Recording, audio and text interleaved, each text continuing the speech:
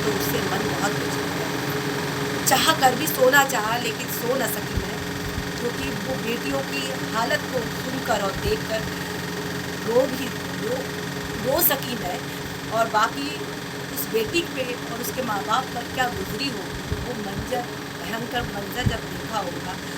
सही कहा है किसी ने, लुटी है एक बेटी की इज्जत, लुटी है एक बेटी की इज्जत, का सम्मान सबका है।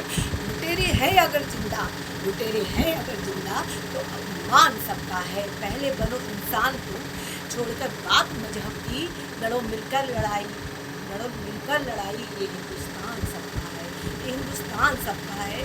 बेटी तेरे गुनहगार पकड़े तो जाएंगे, सच कहा है किसी ने, तेरे गुनहगार पकड़े तो जाएंगे, लेकिन सब लुट जाने के बाद। मेरी बेटी तुझे इंसाफ तो मिलेगा, लेकिन इस दुनिया से चले जाने के बाद। मेरी बेटी तुझे इंसाफ तो मिलेगा अपने माँ बाप से दूर हो जाने के बाद। मेरी बेटी तुझे इंसाफ तो मिलेगा अपने भाई से दूर हो जाने के बाद। मेरी बेटी तुझे इंसाफ तो मिलेगा इस दुनिया से जाने के बाद। जो तूने सपने देखे थे, तूने सपने सजोए थे, वो सपने कभी पूरे नहीं होंगे, वो सपने कभी पूरे नहीं होंगे।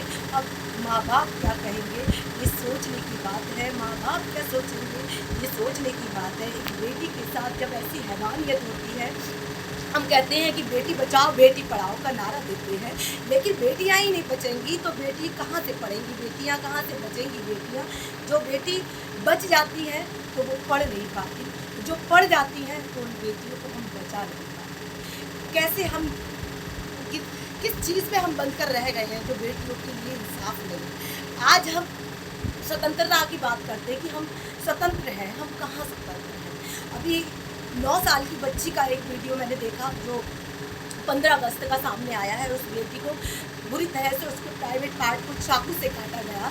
इस कदर मतलब हैवानियत जालिमों पे सवार है कि वो बिल्कुल बेखौफ है। उनको पता है कि हमारा कुछ होने वाला नहीं है। इसलिए सरकार को ठोस कदम ये उठाना होगा कि फास्ट ट्रैक कोर्ट में मामला जाना चाहिए और बिना समय गंवाए इन दरिंदों को सिर्फ फांसी ही होनी चाहिए। और फांसी से भी भयंकर जो सज़ा हो वो इनको होनी चाहिए, क्योंकि बेटियां अपने आप को सुरक्षित महसूस नहीं कर पा रही हैं। वो बेटी सोती होगी, उसे नहीं पता होगा कि एक हैवान आएगा और मेरी आँख को तार कर देगा।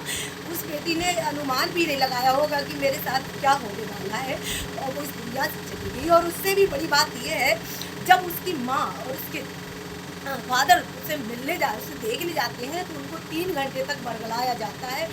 सोचिए उन माँ बाप पे क्या बीती होगी जब उन्होंने वो डेड बॉडी के रूप में अपनी जिंदा बेटी को, मरी हुई बेटी को, जिंदा बेटी को छोड़ के गए थे और वो मरी हुई बेटी को देखा होगा।